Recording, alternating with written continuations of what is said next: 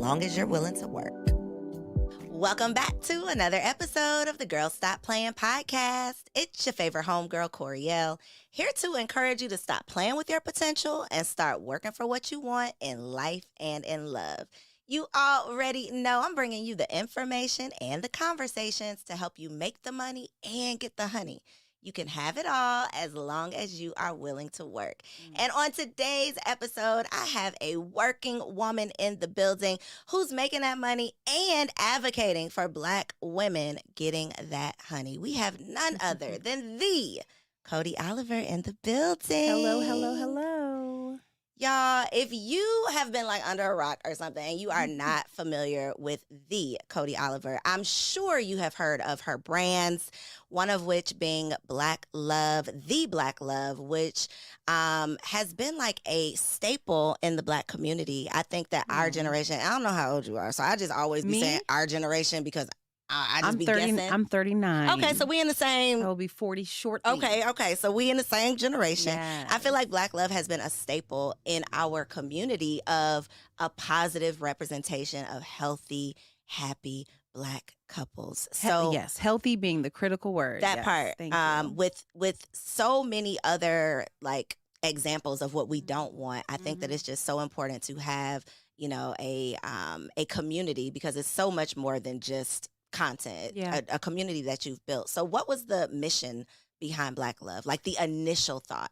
The initial thought was finding an example. Like my parents were divorced, so people telling me that I'm more likely to get divorced.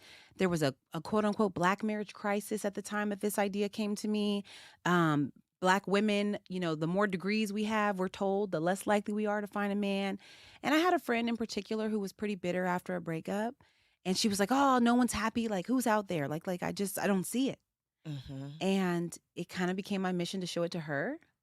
This was at the same time that the Obamas were being elected into office. I always say both of them because we were looking at both of them.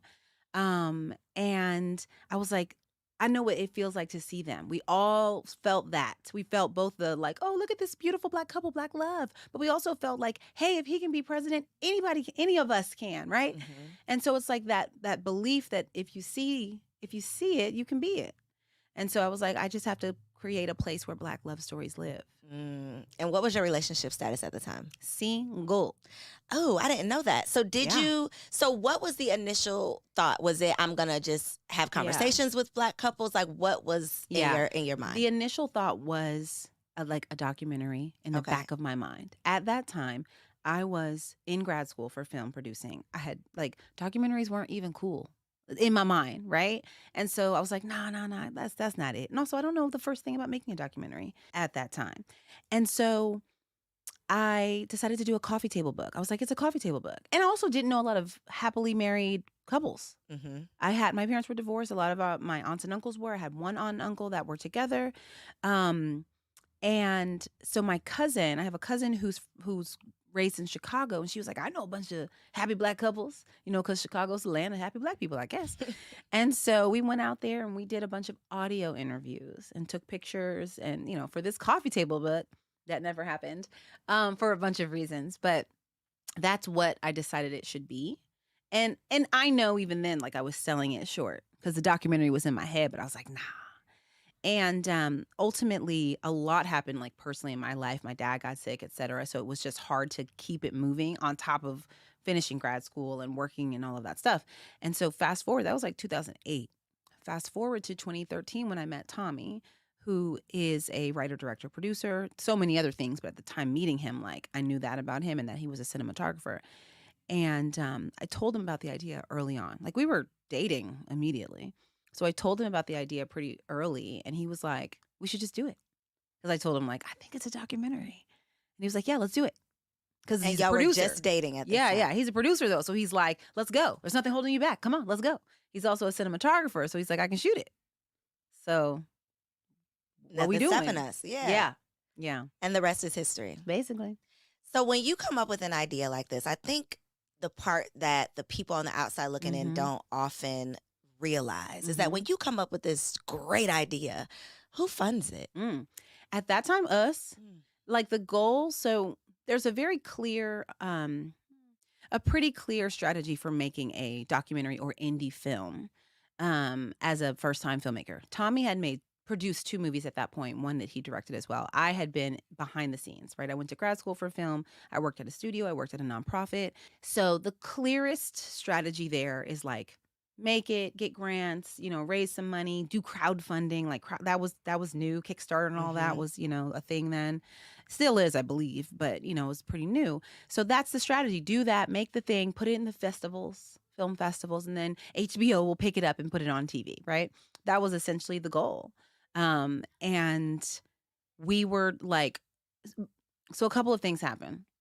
I also worked for Canon. I did PR for Canon for a while, the camera company, and they had cinema cameras. And so my job was to connect them to filmmakers. So we convinced Canon to give Tommy a camera loan as a cinematographer and to make Black Love. And they did. So free equipment. So that's one leg up, right? We applied for a lot of grants and we were denied. We were told over and over again, like, oh, I don't see it. There was one grant that we did receive, but then also we did fundraise. We wrote letters to people that we felt like would care, like literally Black couples that we knew peripherally. We wrote letters and got a little bit of money that way. We even got miles. We literally got miles from 2 people so that we could travel to do the interview. So all of that helped make it happen. But ultimately, we were responsible for it. We were funding it. We got that grant we got was, I want to say like $20,000. But we were traveling all over the country to do these interviews. We were paying for an editor and, doing all of that ourselves with that was it. And so did it reach where you wanted it to go? In the grand scheme of things, did to Black this day, Love become? Oh, yes. yeah, for sure. It really did. A lot of people ask, did you expect it to do X, Y, Z? And it's like, on the one hand, yes, because I knew that we needed it. Me and Tommy needed it. Our people needed it. We knew that there was an audience for it. And we knew how important it could be. So that's the yes, right? But you're always still astonished, oh, it worked. We did it. So ultimately, yeah, I'm super proud of it. I'm so glad we also tapped out on the docuseries when we did, which was 6 seasons in. But from the get-go, we knew we wanted it to be more than the docuseries and more than romantic love. We knew we wanted to talk about family and parenthood and friendship and self-love. And so we've done that since we launched the docuseries in 2017, and we launched the Black Love Summit and blacklove.com in 2018. So why is it over? Why did it end? Please. I needed to get on that couch. That was on my vision board. Fair. Me and my husband, we need to get on the couch. I would stalk and comment and all of the things. And I got onto a couch. You did. I did get onto a couch. So shout out to God because that manifestation did come about. But what happened? Should I be sad? Because I don't think you're sad about it being over. Well, okay, a couple of things. First of all, to be clear, Girl Stop Playing listeners, Coriel and her husband can be seen right now on Couch Conversations on the Black Love Plus app and Black Love's YouTube channel. Okay, thank you. And that was amazing and wonderful, and God, it was certainly manifested. But I've also been following you.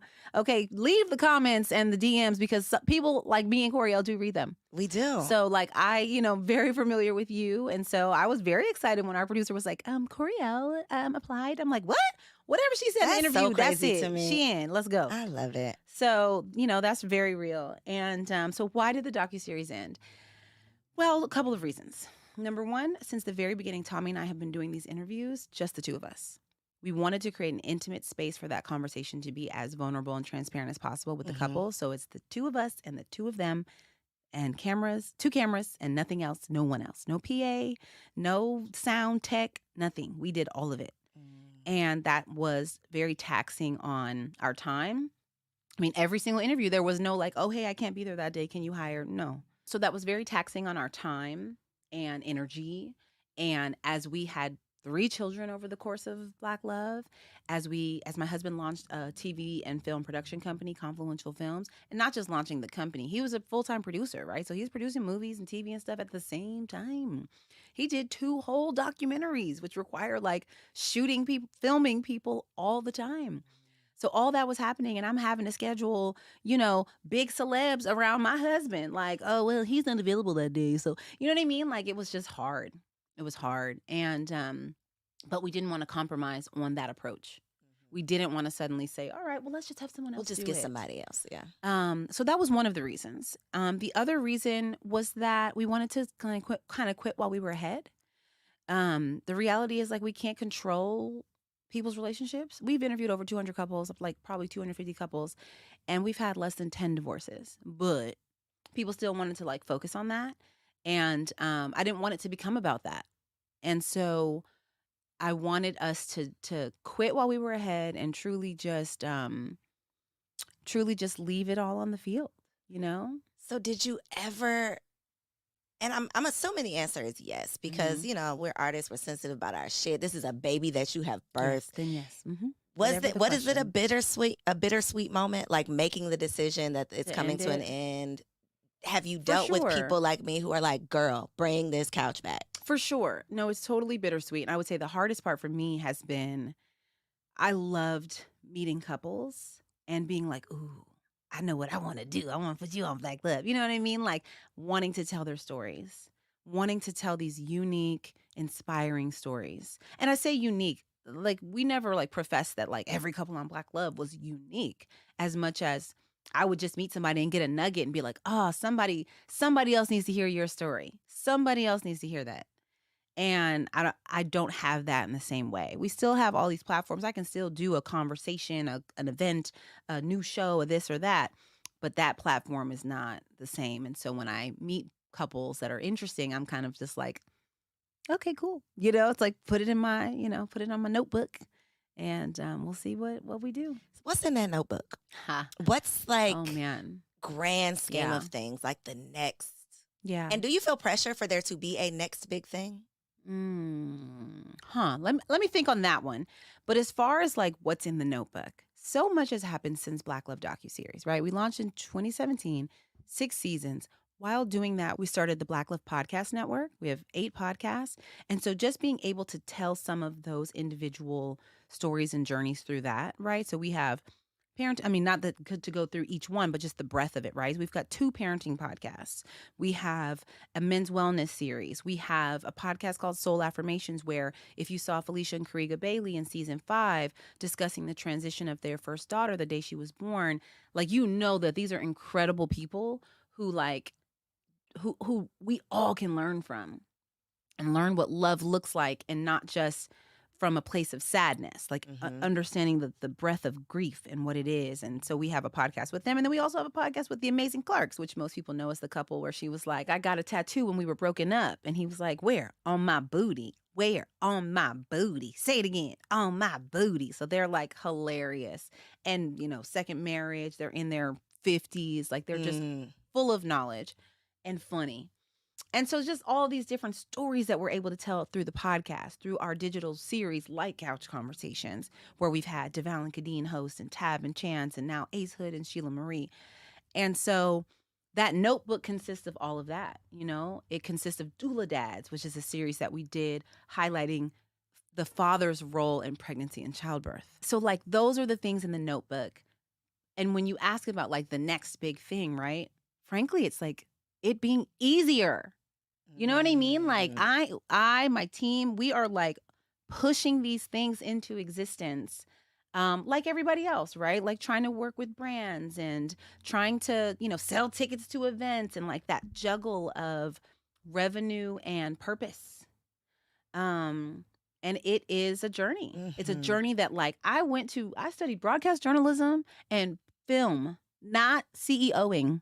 Okay. That part. And so the learning, the mistakes, the leadership, the team building or lack thereof, while having 3 kids. And I don't mean while they're existing. I mean, like I had them over the course of this process, over the course of this professional journey. There's just so much stretching and stretching of the mind and the body. And so what's next is like being able to do those things while also like taking care of myself and my family, like having some peace. It's a lot. It's a lot of work. It's a lot of work. It's so much work, and it can feel so lonely, especially when it appears from the outside that you have it all together. That's annoying as hell. It's like, thank you, But that Yeah. kind of does me a Yeah. disservice Yeah. because now you don't want to help me. Now you're not reaching out for Girl. support. Now you're Yeah. not reaching out to help because you Yeah. think I got it all together. Yeah. I'm glad I make it look like I do. I'm glad I don't look like what I've been through, Right? but I'm still going through some things. I Yeah. don't just have it made in the shade. And I think Yeah. that's the part that social media kind of does a disservice because people expect that once you've achieved this thing or made it to this certain place, you're living a good life. And it's like, Yeah. no, I'm still, No. it's still hard. Like it still takes work for me to be able to do these things. Speaking of hard and doing the work, your crazy self went from producing this documentary to doing what I think is one of the hardest things in life, which is producing an event. Yeah. So what's the mission and vision behind the Black Love Summit? Because Yeah. there has to be a strong mission for you to be doing this hard thing 6 years in a row. of hardness. Yeah. So the Black Love Summit really has always been our opportunity to talk to our people in person, right? Like we wanted to take the realness, the rawness, the transparency, and the relatability of the Black Love docuseries and bring that wherever we go, because that's what we realized was unique, was the vulnerability. That's also why we kept that intimate space of the two of us and the two of them.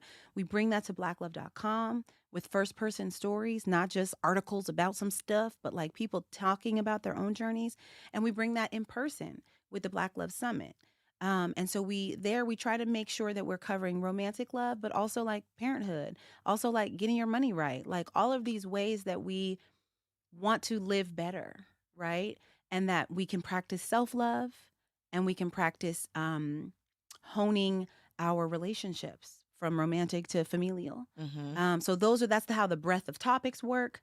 And we just bring people in that we respect and admire and or that have been on the show, which we still respect and admire them, but we try to make sure it's a combination of folks that our audience is familiar with because they've seen them on our platforms, but also people that we're like, that's a voice y'all need to be hearing from, like yours. Do you like mine? Do you feel pressure on your own relationship?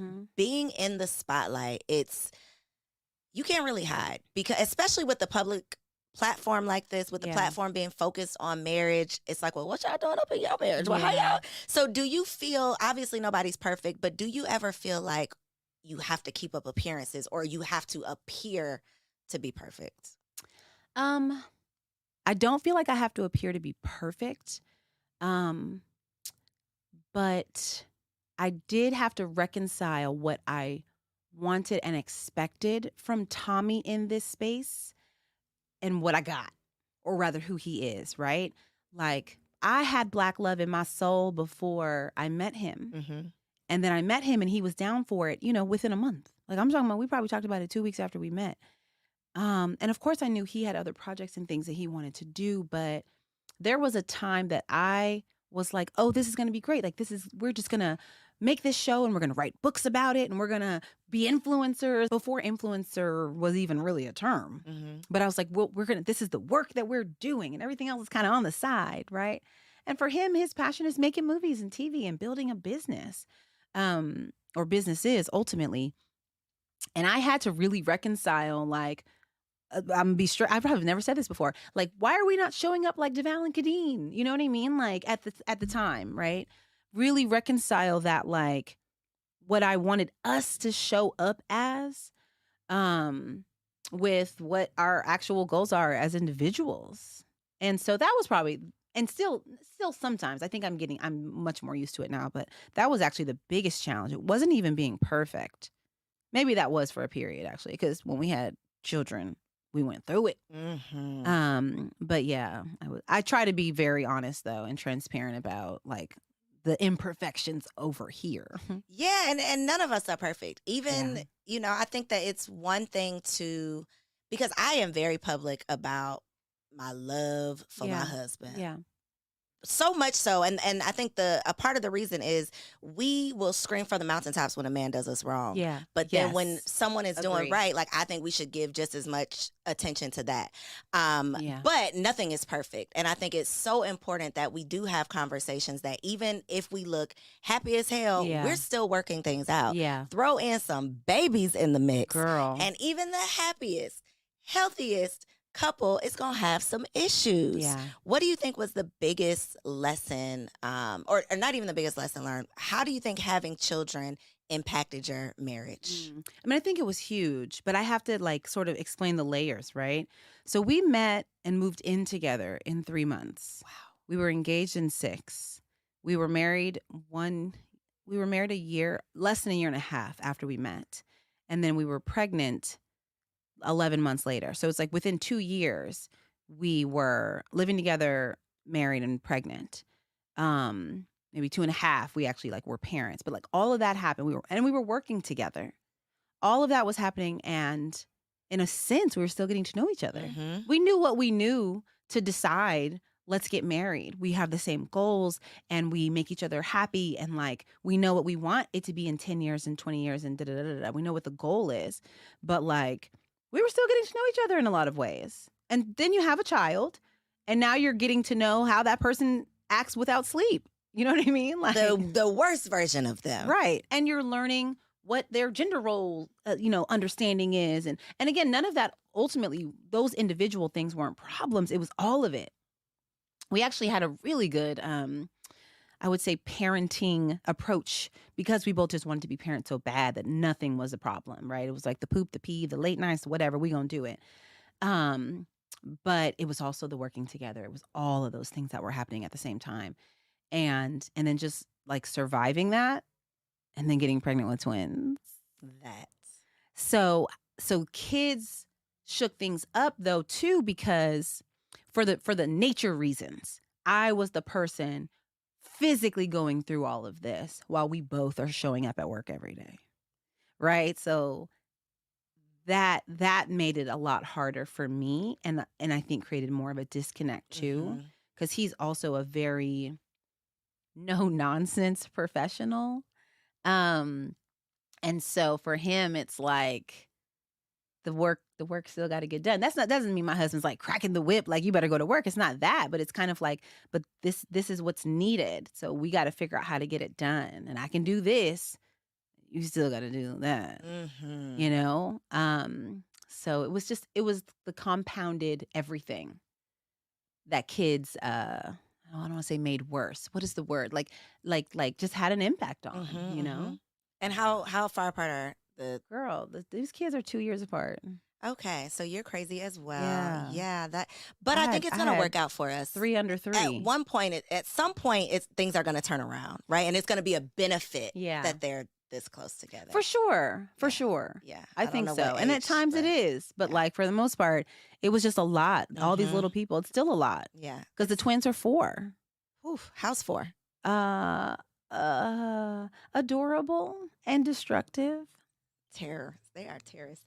I wanted to ask about, where did I want to go? I wanted to talk about, you said you had an expectation of how you would show up in your coupledom. Yeah. Do you still have that expectation? Because I think for women who find ourselves in this space and the poor men who find themselves as our partners, they kind of get thrown into, and we had this conversation on the couch conversations of just the partners of the public person. Yeah. How is that dynamic now? Because I don't think it's going to change. It's not like you're going to go into the shadows and, like you're still very much.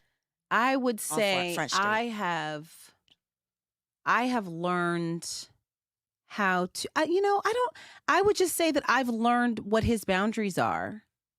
And I truly don't have a desire for him to show up any differently online or in public. I really don't. And I have a great time. I enjoy social media, or at least I try to, right? I think it's a fun place, or it can be a fun place. And so I try to just like do it for the fun of it. And I really, right now, I don't have a desire for him to change anything that he's doing. I will say we have a long-standing issue, I guess, that I was going to say people have picked up on. It's not like that deep where people are like, oh, I can tell that they're at odds here. No, but people comment on, which is that I am me and I am colorful and I like to dress up for occasions. And Tommy, is on his Steve Jobs, right? He's like, I'm going to wear this black t-shirt and these pants every day. And so so that is like a constant conversation and of acceptance versus, but could you just do a little different just today, just this once, and so that's probably way bigger of an issue to me than like social media in general. How do y'all handle that? Is it like I'm going to agree to disagree, I'm just going to be mad? Yeah. It's a work in progress 8 years into marriage. And we've known each other 10 years, but 8 years in, we probably got in our biggest fight over it this summer. Does he want to wear something that you want him to wear? Girl, it wasn't even that. It was just, it was an occasion that I felt was an automatic. You're not going to wear your usual flip-flops, shorts, and a t-shirt. And he did. Meanwhile, I'm standing here in like a Alice and Olivia blazer dress and some hot pink heels, getting my makeup done and hearing the flip-flops across the floor. Did he change? No. So this is the part of marriage that I think we need to put a pin in, because the picking of your battles, having to choose your words wisely, having to, y'all still left the house and went somewhere and you still had to. Girl, did I? Yes, I did. How do you hold in those moments? Because that is one example, but if we're being honest, these are like, I don't want to say daily, but these are things. And it's every day there's a decision to be made that y'all might not agree on. And at some point, y'all are both grown as hell and you're not going to tell me what to do. Yeah. And I'm sure you're like that on some topics, right? This is what it is. You're going to have to figure it out. Right. What goes through your mind in those moments? And this is a personal question from a new wife to from a new wife to an OG wife. Like, how do you talk yourself off the ledge? You're me when we were interviewing couples for Black Love. Because we would sit down and we'd be like, we've been married a year and these are my questions. Yeah, help me. How do I? Like I said, it's still a work in progress 8 years in, okay? I think for me, I have found it's best, and it comes down to personalities too, because what I'm about to say may not even work. It's best for me to articulate my issue, have compassion and grace, like for his feelings or stance or position in this case, but make sure I get it out, because if I hold it in, that's when I like really will explode. And just do my best to like figure out what the net is. I truly thought this last time that he was going to acquiesce. I really did. Like when I did get upset about it. And instead it became a conversation around like this is me, this is who I am. Like, why would you want to change that? And I'm like, but I'm just asking, for a little. But that's how deep it was for him, right? It's like, I'm trying to like change who he is. And it's like, while I greatly disagree and feel like a person should be able to like make a small adjustment, I understand where he's coming from is a completely different place than this is a small adjustment. And so it's like understanding, or trying to understand where the other person is coming from and how much can you impact that thing, or is this just going to be a lifelong fight? And is that what you want? So is it going to be a lifelong fight? What you going to do? You just decided you just going to... I am doing my best to not care. Okay. To like accept that this is what it is. And I guess now that we're getting into it, because this is the other part of it. This is a recent thing with Hailey Bieber and Justin Bieber. Yeah. And I've seen the comments about them, and I've seen some comments about us, where people will say, I just love how he always does him, and she like lets him do that and appreciates him. And it's just funny, people are assuming the other side of it. But I get the like respecting someone who does them all the time, right? Without knowing the nuance of like, his wife is pissed or not, right? Some are not. And so that part is interesting to me. But ultimately I'm just doing, like, I really am trying to just let it go. I am really trying to just let it go. I wish you well with that. Thank you.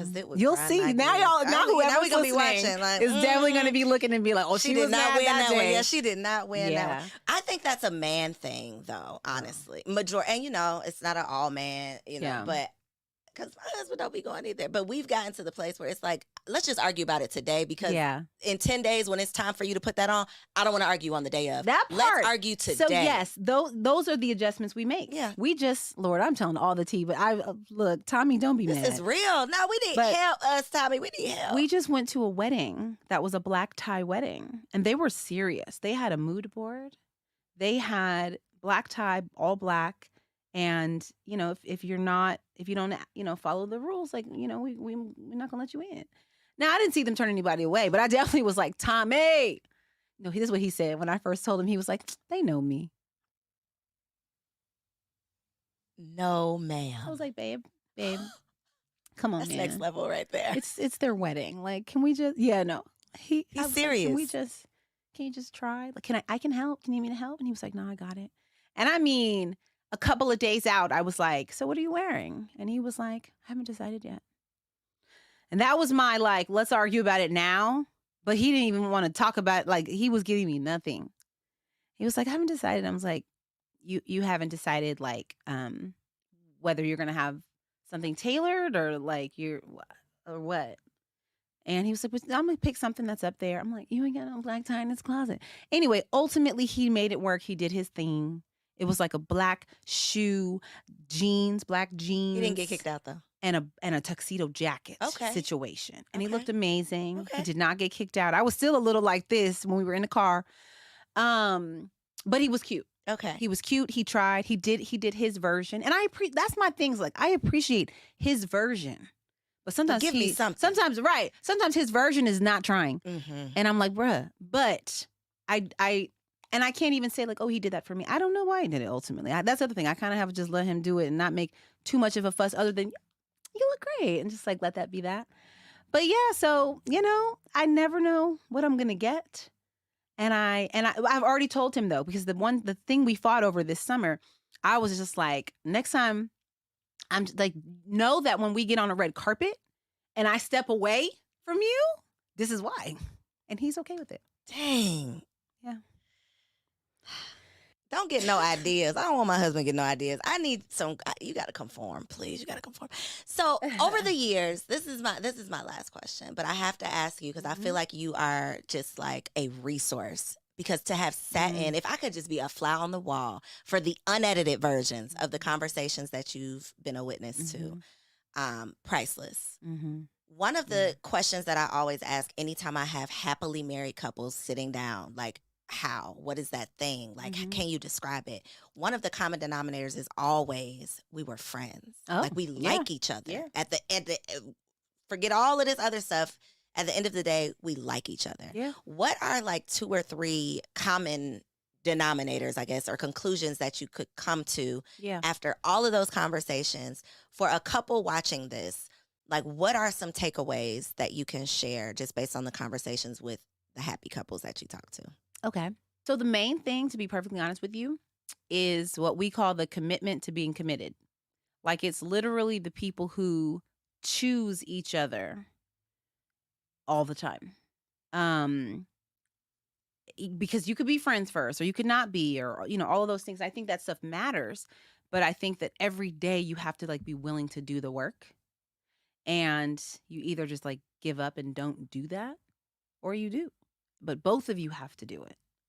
And so it was funny because, we did interview all of these couples and we came to that conclusion. Someone said it maybe in season 1 with us, like, said it to us, the commitment to being committed. And it stuck with us and we kind of observed it throughout, right? From infidelity to bankruptcy to disease and illness, it's like the choice to show up for each other. But the funny part is, before we ever made the show, we had watched this film called Meet the Patels. I used to work for a film festival. It was a documentary about this Indian actor, actually, in LA, who let his mom set him up on these, let his mom do the arranged marriage thing. He's American, or he's an American Indian, but his parents had an arranged marriage.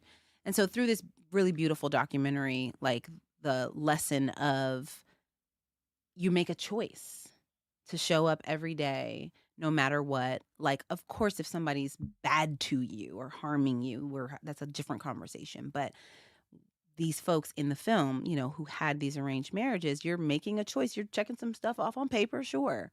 You're letting your mama and her mama say, like, okay, I approve. And then you make a choice to show up and give your all. And I made a comment to my aunt and uncle who at the time had been married like 30 years. And I was like, yeah, it just seems like you just make a choice and commit to that. And they were like, duh. And this is before we ever did the show, right? So it just was like doubling, tripling down on that fact. But like you choose it. And if there comes a point that you don't, and you're really sure about why you don't, but until then, like you choose to honor your vows, honor that person, honor the commitment that you made, I got one last question. This is the last one for real. Yeah. So I think that as a single woman, your perception, it's like before you become a mom, you have an idea of the type of mom you're going to be. I'm not going to do this. My kids ain't going to do that. And then you become a mom and your kids are doing all the things because you realize life is hard. Like shit is getting real. So I think a single woman, you say all these things. My husband will never do this. My man will never do that. I got this laundry list of deal breakers. Then you get married.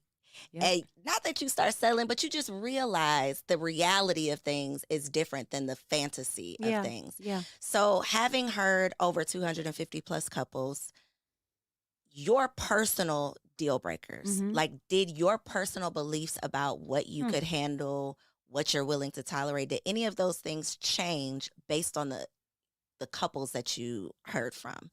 The short answer is I'm going to say no, because I didn't go into marriage or the experience of interviewing these couples with deal breakers. I didn't. I truly went in like curious. My parents got divorced when I was like 12, and I thought that they were good, and I was struck and shocked by it. And that really is like half the reason why we're here, right? I wanted to understand, like, what does it take to make a marriage work? So for me, it was like, I want to know all the bad things that happen in a marriage and how you got through it. Because what I knew was that bad shit was going to happen. Infidelity wasn't even a deal breaker for me. I say wasn't for one reason, and I can explain. But infidelity, like, wasn't even a deal breaker for me because it was like, I don't know what happens in a marriage. Like, I don't know what makes somebody do that. I don't know what lull happened that someone makes a mistake and then is apologetic. Like, you made a commitment. Like, maybe you got to figure it out or not. You know what I'm saying? Again, there's certain things, people got their deal breakers. Or there's certain things that compound. But for me, it was like, I don't know. Y'all tell me. And so that really hasn't changed for me. Like, it's like, I don't know. Are you doing right by me? Do I feel good at my core about being here in this relationship? If you do me wrong, do I feel like I can understand where you're coming from? Not like I understand why you hurt me. I understand why you made a choice as a human. And I understand that you recognize you hurt me and you're willing to work on that. You know what I mean? We talked to Erica and Warren Campbell, who shared, their infidelity before I think they had actually shared it publicly. And learning how they worked through it, learning how they were both he was able to just take whatever she gave him in terms of anger or questions that she had.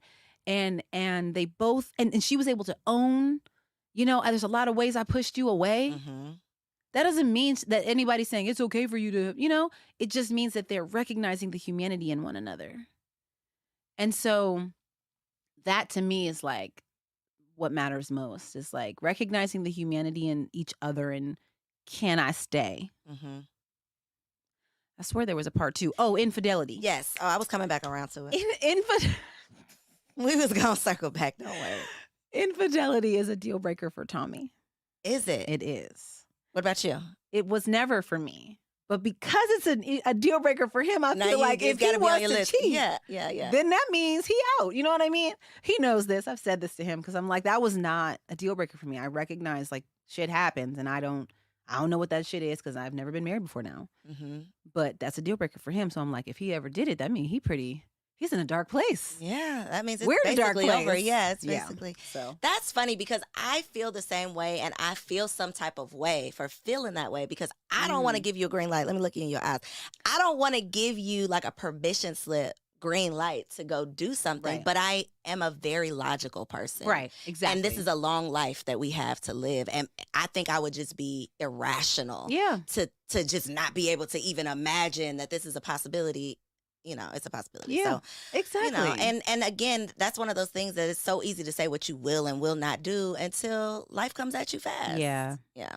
So that's the whole point of having platforms like this, having conversations. I appreciate you being real. I appreciate your Hi. willingness to put your life, because in creating what you've created, you've literally put yourself out there, like, for the world. And the world's not always so nice. No. They're not always so gentle. And so I just want to give you your flowers for being willing to invest yourself, your time, your life. You've literally dedicated your life to the celebration of Black love, and not many people are willing to do that. So thank you. Thank you. It is much needed. If you've ever felt like your work was done in vain, please know that there are literal couples that are looking to your content for inspiration, for encouragement to keep on going. So look into the camera, let the people know Black Love Summit, they need to be there. They need to Yes. download the app. Anything else they need to know? How can they support you if they ain't following you? Like, girl, stop Sorry playing. for them. Right, Sorry stop for them. playing. Follow us at Black Love. Please make sure you're listening to the Black Love Podcast Network. You can even follow Black Love Podcast Network on Instagram and TikTok. And engage. Tell us what you want more of. Like, let us know. We're listening. We are checking the DMs and the comments. So, thank y'all. Yes, make sure y'all come check us out here, because I will be Yes. in the building at the Black Love Summit. Thank y'all so much for tuning in. Make sure you comment below and let me know something that you took away from this conversation. Share this episode with a friend. If you are not subscribed, girl, stop playing. I'll see you on the next episode. If you enjoyed that episode, make sure you subscribe to the channel so you don't miss out on any upcoming content. And take it a step further and go ahead and join our private community over on Patreon, because it comes with some pretty bomb perks, including early and discounted access to our upcoming events, behind the scene exclusives with some of your favorite guests, the opportunity to call in on an upcoming show, the chance to vote on topics and guests for brand new shows, and I'm even giving you unlimited access to my vault of business classes, where I'm teaching you everything from Airbnb to developing digital products and everything in between. And you can get access to our Patreon for as little as $5 a month, okay? Get in where you fit in, and I'll see you on the inside. Peace.